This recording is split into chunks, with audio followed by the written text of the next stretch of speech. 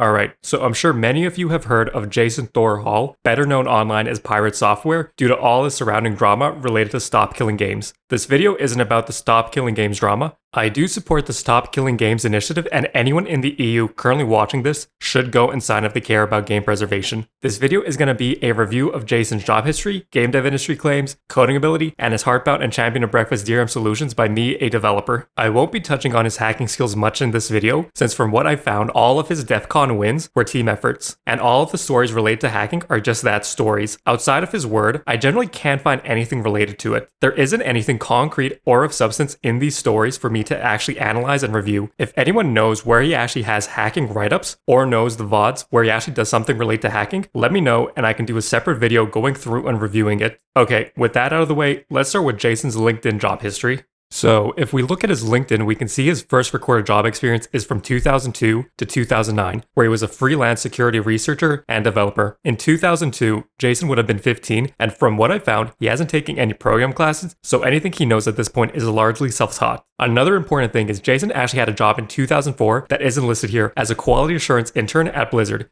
I went to Blizzard in 2004, and this is kind of my whole career, right? My first job I got through nepotism, 100%. My dad worked at Blizzard for 23 years. He worked at Blizzard for 23 years, so I got a job there in 2004. I was shit. I was shit at this, and I realized I was shit.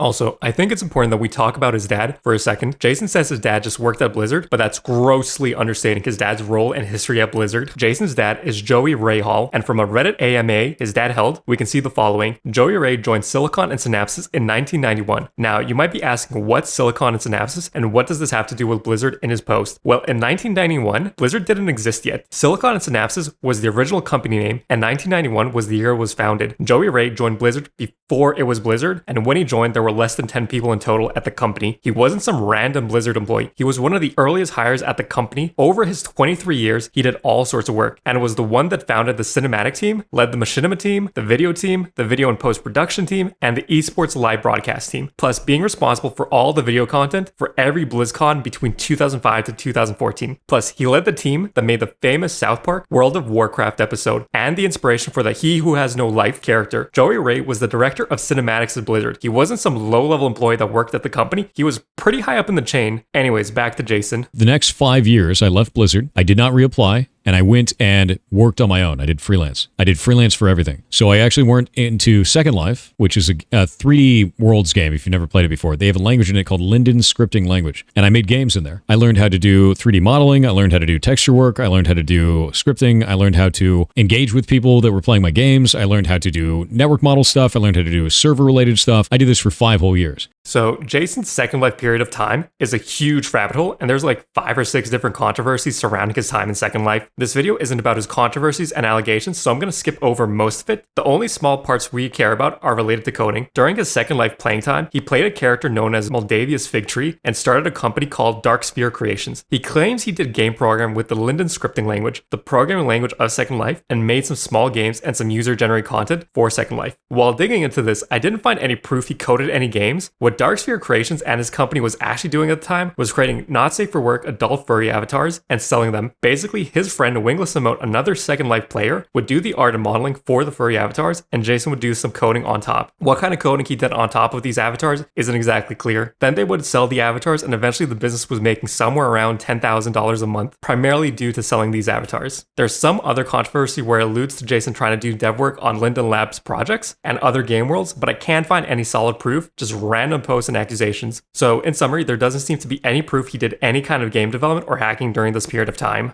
Let's get back to Jason. Then I came back to Blizzard in 2009, and I applied. Not having his help in any way, I got the job. Okay, the timeline here starts matching up with his LinkedIn. After his little detour with Dark Sphere Creations and working for himself, Jason now has an actual full-time job at Blizzard in 2009. This is his first official full-time job at Blizzard, and he is once again a quality assurance analyst. Jason claims he got into the company on his own merits this time, but I find that a bit hard to believe at face value. In 2004, he said he was terrible at his QA role, and that's why he quit. I searched to see if he studied anything anything IT related in high school or in college or during the time gap. And I found this from his subreddit. Jason did spend some time in college studying to be an entomologist with a specialization in ants. He dropped out of college without ever finishing his studies, and it doesn't seem like he ever took any IT related courses during this time here. During that 5-year gap between 2004 and 2009, the only experience he said in the clip from earlier was his Second Life programming, and well, that wasn't exactly quality assurance or hacking or game development work. Plus, while applying in 2009, on his resume he would probably have had, or Blizzard itself would have had, a record he worked there previously as a QA. So that would make applying a second time for a similar position easier. His dad, once again, was a pretty high person in the company, and some people might remember Jason being Joey Ray's son from before. It's not impossible he got in on his own merits, just a bit hard to believe considering he doesn't have experience with any real programming languages at this point, and he doesn't have any degrees or certificates. Okay, back to his LinkedIn and his job. So he held the role for 3 years and 2 months, and once again this was his quality assurance role. One thing Jason often does is he claims all QA are developers. First, as someone that has worked QA myself, this isn't true. I'm not saying QA aren't important, but the majority of QA generally are non-technical and only a small portion are. At most of the places I worked at, QA generally has no coding ability and are tasked with doing manual regression testing. Basically, they get a series of test cases they need to go through, and each test case has a written out set of instructions they just follow. If something doesn't match the case steps, then a bug is filed and actual developers are tasked with addressing it. So I personally wouldn't call his 3 years at this position game development experience. And if we look at the bullet points he has on his LinkedIn, besides one line, namely the design and create an automated system, there's nothing here that even remotely implies he was coding or doing any kind of development. I'm making this point since Jason often claims he was a game developer at Blizzard for 7 years, but his first 3.5 years didn't include any developer roles. Also, to address his if QA didn't do their jobs, games wouldn't be released argument, most games have music. If a musician doesn't complete the OST, a game can't be released. Does that mean they're now developers too? Just because you say something confidently in a deep voice doesn't make it true. Moving on to his next role, we have quality assurance hacks. Here he mentions he did some forensic analysis and detected threats. Also, something I'd like to note, all of his game projects listed here were coded using primarily the C++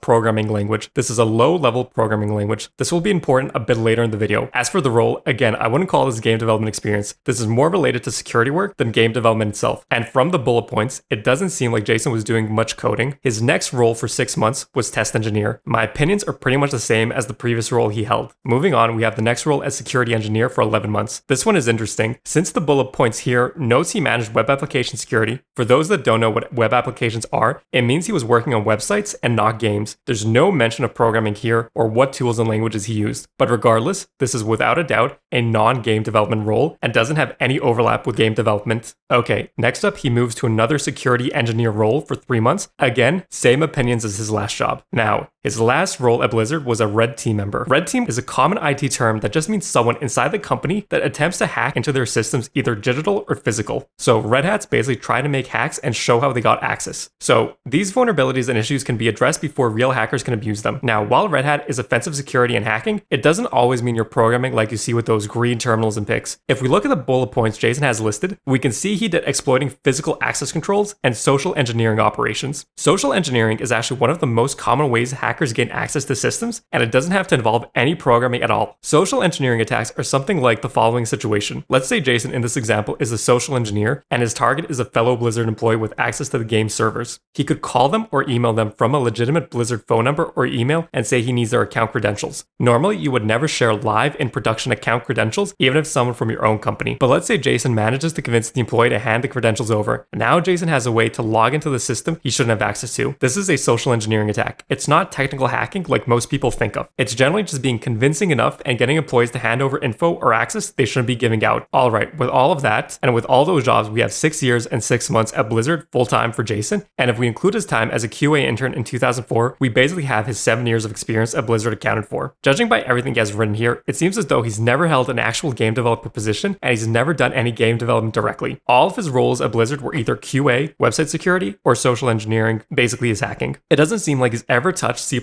which is the industry standard language to use when doing game development. But before I finish my thoughts on this, let's check out one more job after Blizzard. After Blizzard, Jason worked at Amazon Games for 8 months as an automation engineer. Again, he wasn't a game developer here. He also didn't include much information under his bullet points. He did documentation of vulnerabilities and did some automation work with Python. This is the first officially recorded line that actually shows he did some programming. Python is what we call a high-level language, meaning the language is designed to be easy for humans to read and understand as well as to write. Python is a wonderful wonderful language, and I'm not throwing any shade at it, but Python is not a language used to create games. Technically, yes, you can code games in Python. Big drawback is it's an incredibly slow language. This is why the industry standard language for game development is C++, a low-level language that allows for incredible performance. The trade-off is it's a significantly more difficult language to work with. The reason I went through his job history so far and his programming language list is because Jason often claims he's a 20-year veteran of the game dev industry, and he was a game developer at Blizzard for 7 years. And he uses these claims to make himself seem like an authority and expert on game development and game-related topics, namely stop killing games. But from the looks of it, and in my opinion, it doesn't seem to me he's ever worked as an actual game developer within the industry, and it doesn't seem like he's ever done much program work in the industry either. I'm not throwing shade at any of the jobs listed here so far. I'm just trying to be absolutely clear that none of this, in my opinion, as someone that has worked on game engines and done game development, none of this counts as game development experience, with a lot of his roles having absolutely nothing to do with game development itself at all. To help make this clear, here's another example to help everyone understand. It's like someone working at a hospital and doing payroll work, but because they're at a hospital, they claim to be a qualified doctor. It doesn't make any sense. Jason is making a giant leap with his "I'm a game developer for 7 years at Blizzard" claims. Anyways, let's go back to his LinkedIn and see what's next. Here we have that he was a cybersecurity specialist at Eagle Research Group. Based on Jason's stories, this should be when and where he was technically working for the government. There isn't a whole lot of information here, and with most of the bullet points being extremely generic. Since he claims this was government-related work, I think it's perfectly reasonable to assume he has NDAs, or he might not be able to give any specifics related to his work here. And then when I did that, I went to the United States Department of Energy, and I hacked power plants for the federal government. Jason makes a lot of claims being a hacker and has told a lot of stories, but I could never find anything to back up his hacking claims. So far, the only thing I found was he did do some social engineering attacks at Blizzard. Now, some of you might know about his DEF CON stories and his Mr. Robot claims. I'll probably cover those in a separate video. The reason is all of his DEF CON wins were done in teams of 10 people, never solo. And for his other hacking claims, there's only stories to go off of. To keep this video from being too long and off topic, I'll save his hacking claims for its own thing. Okay, his next set of experience is at his own company, also named PirateSoftware. But before we touch on that, let's talk about his more recent job experience at Off-Brand Games first, since that's a smaller topic to cover. Off-Brand Games is a game publishing company founded by Ludwig and Jason. I'm not entirely sure if Jason is a co-founder or not. Jason claims he isn't, but most posts and Ludwig's posts talking about the company seem to imply he is. Whether or not he's a co-founder isn't too important. Jason's role at the company is director of strategy. From Jason's comments on the matter, he basically helps indie game developers negotiate contracts. Again, no direct game development work here. Also, fun fact, the very first game Off-Brand Games was co-publishing was Rivals of Ether 2. A game by the developer's own words was built this time around as a more live service game. Really makes you think why you might not want Stop Killing Games to succeed. Also, don't throw any hate at Rivals of Ether 2. They actually do have an end-of-life plan to keep the game playable and alive for the community after it ends. The same goes for the rest of the off-brand published games. Don't throw them any hate. Okay, we're going to take just one more detour before we get to the PirateSoftware company. Let's check out Jason's GitHub and see if there's any code for us to review there. For those of you that don't know what GitHub is, it's basically the site where developers store their code bases and development teams can work together on a code base. In Jason's case, his code bases would be tied to his games. Okay, so here's Jason's GitHub account, and he has 0 public projects on his account and 0 activity for the year of 2025. Okay, the no public repos doesn't exactly prove anything, and you don't need to have public repos, but most active developers do have something at least. Also, let me point out, GitHub does have an option of having private repos, which are code bases not viewable by users not part of the team. But GitHub also has the option to show activity on private repos on your profile without leaking any private repo data. Again, this doesn't prove anything, but it's incredibly odd to see a self-proclaimed developer and hacker have 0 public code on his GitHub and 0 activity on his account. Let's try 2024, and there's nothing. Okay, 2023, oh, I see some activity, and it's bug reports. He has made 4 bug reports and some feature requests, 0 coding to review for 2023. Okay, let's try 2022. All right, I see 2 green dots. And again, it's 2 bug reports, no code to check over. All right, 2021, I'm feeling lucky, and there's nothing. Okay, 2020, he's applying to be a part of the live coders list. All right, last year to check, 2019, and his only activity is he joined January 13, 2019. Man, that was disappointing. Over 7 years of having a GitHub account, he seems to have done 0 public coding, with a grand total of 6 bug reports. Again, this doesn't prove anything too much, but most professional developers and hackers generally have something on their accounts, even if it's just super minor stuff like their settings for their favorite text editor or application. Jason could have a separate personal account where he does all his work, but the entire thing is just incredibly strange and unusual. Just about every tech YouTuber and streamer has a GitHub account with some random projects scattered around. Anyways, finally with all those positions and GitHub stuff out of the way, let's finally get to PirateSoftware, the company, and Jason's actual game development start. Let's take a look at his game dev skills, his game dev execution. With all his bragging, I'm sure this is going to be an incredible story with no issues at all. Alright, so his first game his studio published was a game called Champions of Breakfast. This was a game roughly built in 8 months in the Game Maker engine. This was the first game that Jason claimed had the unpiratable DRM, where basically the game's Steam achievements acted as a save file. I'll touch on all these points again in just a bit, keep them in mind, while I move to his next and only other game, Heartbound. So Heartbound is the big game PirateSoftware is known for, and it has a crazy development history. So according to the wiki, Heartbound's first build was October 7th, 2015. Again, this game was also made in Game Maker. It's a 2D game that's mostly story-driven with extreme similarities to Undertale, and is supposed to have 5 acts or chapters in total. A Kickstarter for the game was launched on February 24th, 2017, roughly a year and a half after work originally started on it. The original goal was to have the game finished and released by December 2017, but shortly after the launch, it was claimed the game was to be fully complete and released in early to mid-2018. A few months later, the goal was once again changed and now was targeting early access on Steam in December 2018. The game did land on Steam in December of 2018. In early access, this release contained a Chapter 1 that was complete, with a basically near fully done Chapter 2. Gee, I hope this doesn't become a trend with delays, failed promises, and shifts in goals. Surely Jason will complete this game in a few more years, right? At the very start of January 2019, they released a patch where in the patch notes it said Animus, the name of Chapter 3, was being developed, and this is where everything started truly going to hell. Now, we have a few things we should note here. This is technically the 3rd year of development if we're going off the October 2015 first build date. If we compare this to Undertale, Undertale completed development in 2 years, 7 months, with Toby Fox doing most of the development solo, with some help from Tammy Chang on art. Also, let's just take a quick look at the How Long to Beat site and see how much content Undertale has. Okay, the main story is 7 hours. With side content, it's roughly 11 hours. A completionist run is 20.5 hours. Okay, pretty good and respectable times for an indie game built in 2 years, 7 months. Heartbound, as of 2025, is still in active development. So let's take a look at how much content time they have. Alright, the main story is 2.5 hours. With side content, it's 3 hours. And a completionist run is 3.5 hours. The PirateSoftware team has been working on this game for 10 years, currently more than 3 times as long as the Undertale team. And the PirateSoftware team has 1 additional team member. Yeah, just think about that for a moment. Anyways, let's start diving through 2019 and Chapter 3 Animus development. For most of 2019, it seems like there was steady progress on Chapter 3 with various patches over the year, so far saying additional content was added. On October 2019, Jason tweeted that roughly 86% of Chapter 3 has now been completed. Then 2 years later, Jason tweets that Chapter 3 is now 92% done. So over 2 years, he made 8% progress on 1 chapter. 20 years of game dev industry experience, people, and 7 years working at Blizzard.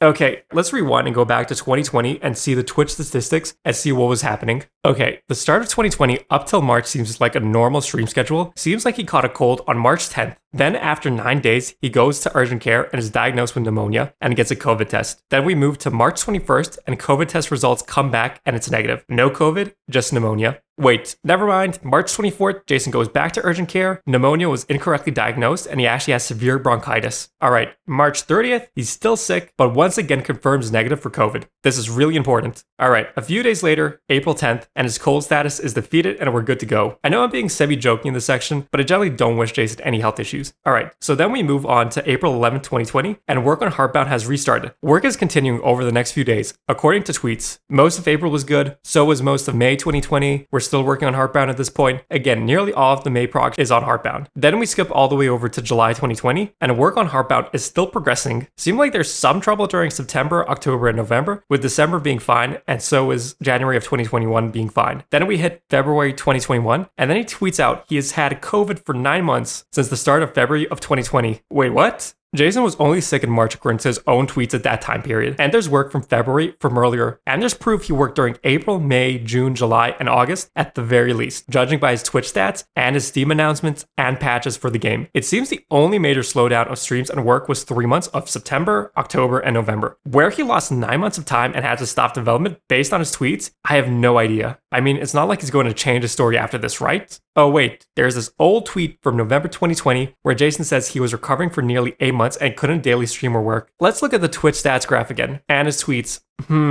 He couldn't work during this period, but everything he posts during this time says he was working on Heartbound, and his Twitch stats confirm it. So does Steam. I mean, Jason wouldn't lie and change his story and opinions randomly, right? Especially not his loyal viewers and Heartbound fans. Let's skim the graphs and see what else we can see. Okay, 2021 minus the months of March, April, May, and June. His streaming is extremely good and consistent, with tons of stream days going past 10 hours and some days hitting 16 hours. 2020, about the same for March, April, May, and June, and September, with the rest of the months being slightly less consistent, but still more consistent than not. Then we get to 2023, and this is incredibly consistent with the stream averages being 6 to 8 hours per day. Let's start diving back into Jason's tweets. So on June 2023, he catches COVID again. Okay, that seems to match up with his Twitch stats graph. Here there's a clear week gone. Let's see what Jason says in July. That was a hell of a thing. That's the second time I've gotten COVID. The first time took 9 months to recover. This one took probably about, I think it was in total about 20 days. So there's no point in time in 2020, 2021, 2022, or 2023 where he lost 9 months consecutively or stopped development for that period of time. He also in the clip claimed he got COVID twice in total. So that doesn't explain why there's 4 sections of gaps on development, since all these gaps are months apart and he only had COVID twice. Let's skip ahead to June 2024 and see what he says about these 4 years of development. How long have you been working in this game? Was the coding a solo job? Yeah.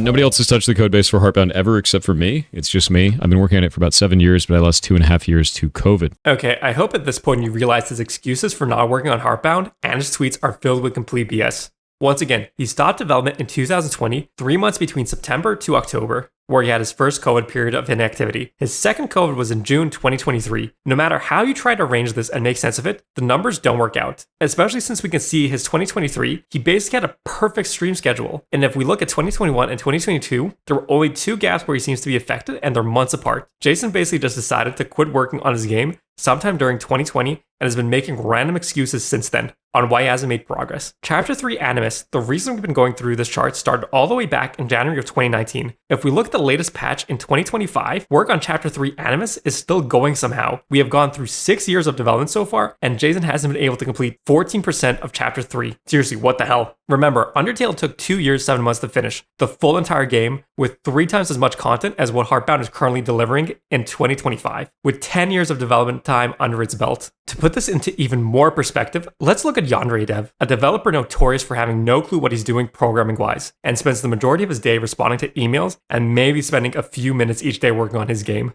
He makes more progress and more consistently than Jason does. Seriously, I'm not joking. Here's the updated list for Yandere Dev starting in 2020. Yandere Dev has made more progress and more consistently in that year alone than Jason has in the last 5. We just might be living in a timeline where Yandere Dev finishes his game before Jason does. And yes, I might have gone slightly crazy trying to plot 6 years of Animus development with conflicting tweets and time gaps on the Twitch stats graph.